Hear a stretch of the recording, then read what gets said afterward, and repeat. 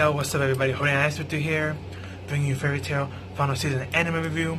This is episode 315 titled Dragon or Demon. This was a very, I guess you could say, interesting episode. We get to the little continuation of Ezra and her mom and their battle, and we get to see, as I told you before, Ezra does jump up there and she smashes the meteor into pieces. And then as she's falling, she's using her momentum to do something very unique that a lot of people in the manga was very upset about, but it makes sense. Plus, it's not like she did it by herself.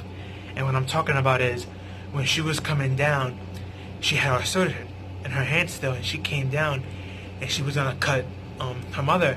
And her mom is like, I'm a dragon, your puny sword is not gonna be able to cut my scales, even if it is a magical sword, and it's stronger than regular steel. And you know, Ezra just came down just screaming at her, and Wendy stepped in and she actually enchanted her Dragon Slayer magic onto Ezra's sword. Not to mention, on top of the dragon element, that power and speed of Ezra falling from the sky coming down, and that impact, you know, it made the swing of her sword stronger, and she was actually able to come down and cut Irene. And Irene got really upset, and she's like, you know what, I'm tired of this. She picked up Ezra's sword and she was gonna go stab her, and Ezra starts to smile, and she gets real freaked out by it, and she gets mad, and she starts screaming at Ezra saying, stop smiling, I'm tired of it. And she ends up stabbing her.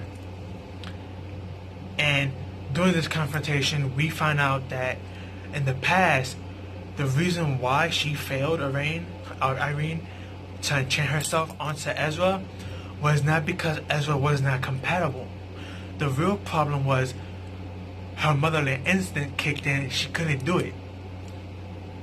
And she had this thought, if I'm having these evil thoughts to do this to my daughter, and this is not right, and she's struggling with this, you know, this craziness mother versus this sympathetic mother. She didn't know what path to take, you know, especially what she's been going through.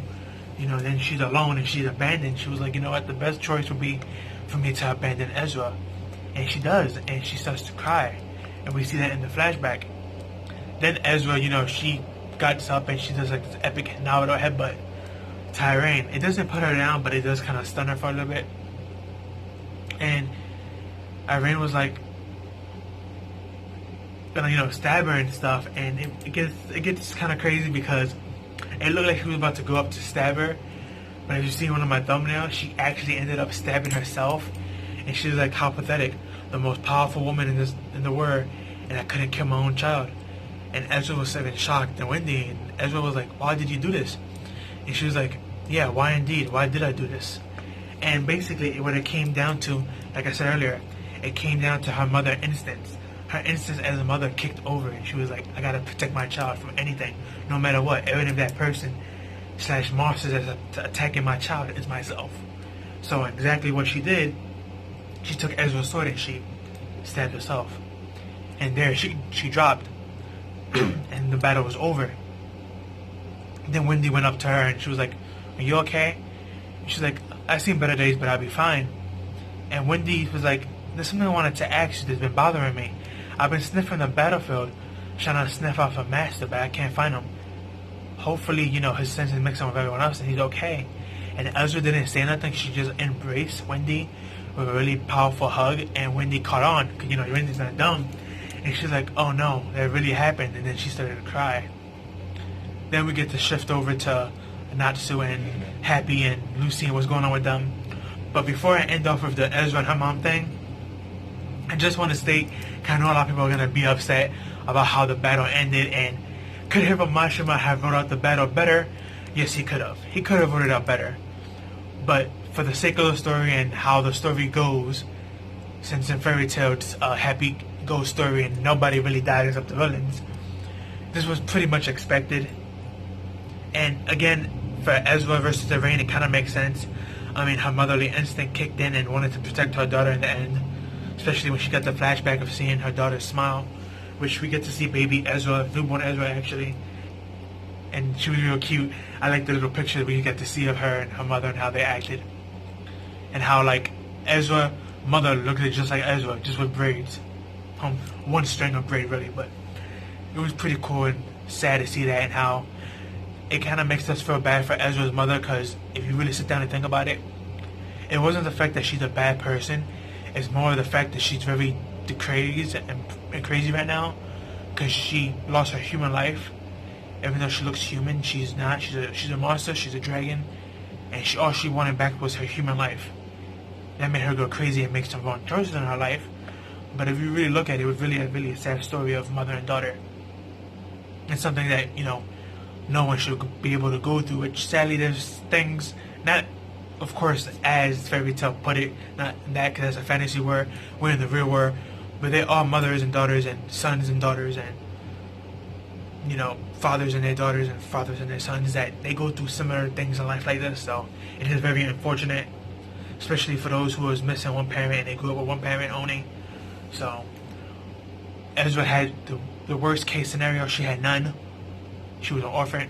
She was by herself. So, but just moving on to that, I just wanted to say that I know a lot of people are going to call BS and get upset, but again, watch my last review on episode 314. I stated why it makes sense, and I stated on other videos why the power of friendship makes sense in Fairytail. Is it extremely cheesy and bad writing? Yeah, of course, that's a good argument. I can't really argue that.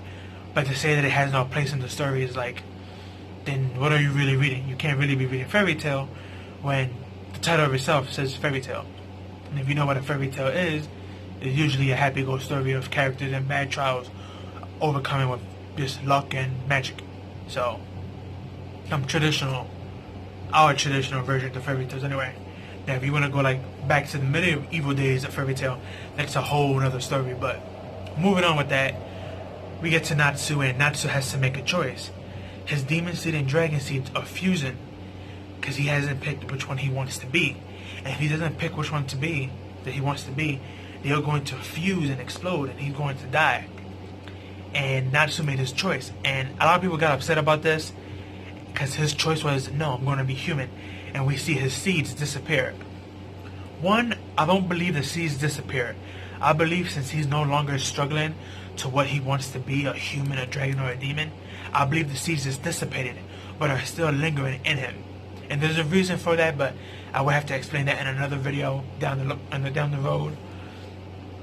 But a lot of people are saying this BS that he can just pick human and everything will be perfectly fine and okay, and he can now take on Zeref and doesn't have to worry about death. Wrong, he still has to worry about death. His life is so far still linked with Zeref, so he still has to worry about that. And when it comes to the dragon seeds, like I said, I don't believe at all they are completely gone. I believe they're still in him.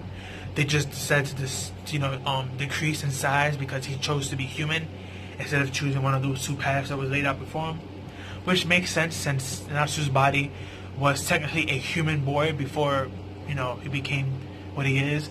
And even Ignil himself said it. The demon seed gave you your life back, where the dragon seed was something that was a gift from me to you, since you was raised by a dragon. So, but I'm happy you chose the right path and you chose to be human, because that's what you are. And he said, go my child and take my blessing and go ahead. The one issue I do have with this scene is, though, that in the manga, it was explained a lot more better. That's the one thing I really don't like about this Natsu picking the seed thing. One, it was like the second half of the episode, even though the title was basically on that. And two, it felt kind of short because there was a lot of things that should have been in there that was not from the manga. But that's what happened with animes. A lot of times, to make things short and get to the point, they have to cut certain things out. And sometimes it works and sometimes it don't. Just remember, the main point of all anime is to boost the sales of the manga / light novel. So just keep that in mind. Could A1 Pictures have done a better job and extending that and then decreasing the Irene versus Ezra part? They could have, but for what it is, it was a good episode. Wasn't the best Fairytale episode ever, but it was a pretty good one. Especially if you're a fan of Irene or Ezra, you're especially gonna like this episode. But Natsu ends up waking up from his dream, and when he wakes up and talks to Lucy, and he finds out what Lucy and Happy was doing, and he thanks them, everything on the planet gets red. And we find out since Irene got defeated, her spell gets reversed, which is one word. If you remember, that's the one that changes the whole world into a different space and changes all the areas and environments around to her like. And another spell that was discontinued from Irene is the transformation spell that she put on the princess of Ishgard. If you remember earlier in the war, she had put a spell under her and she turned into a green mouse. And she asked her father, do you love your child now that it becomes this ugly rodent? And the reason why she was so obsessed with doing that and hoping for the king to break down and struggle is because that was her way of saying, I had never had my daughter. I was never able to protect her, so I want to see how you're going to feel in a situation where you can't do nothing for your daughter. Of course, the king chose to still love his daughter for what she was, and he didn't care how she looked like, how a true parent would. Was shocked and kind of upset Irene, but in the end, Irene changed and she became what she did. And, you know, again, I don't want to talk too much about that topic because it's not really about Irene, but yeah, but that basically was the episode. Everything went back to normal. We're going to have some good stuff next week for those who've seen the preview. I don't want to tell y'all what's going to happen because I know a lot of people like to skip the previews and the openings and endings because, you know, of all the visuals and sometimes giveaway. But just to give y'all a little sneak peek of what's coming to up next week, we're going to have some really good showdowns next week. And hopefully, like, the whole episode should be basically the counterattack of Fairytail versus what's left of the Alvarez Empire, which I believe the only Spriggan left should be August, if I'm not mistaken. He should be the only one left. Then after him, you got the king himself, Zareth. So yeah, next week's going to be very, very interesting. But that's all I have for you guys. Like, comment, share, subscribe, share with your family and friends. Give this video a like. Make sure you hit that notification bell for more. Tell me down below what you like and didn't like about the episode and how you feel about the whole Irene and Ezra thing.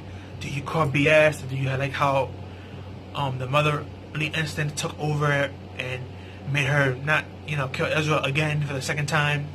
How you feel about that?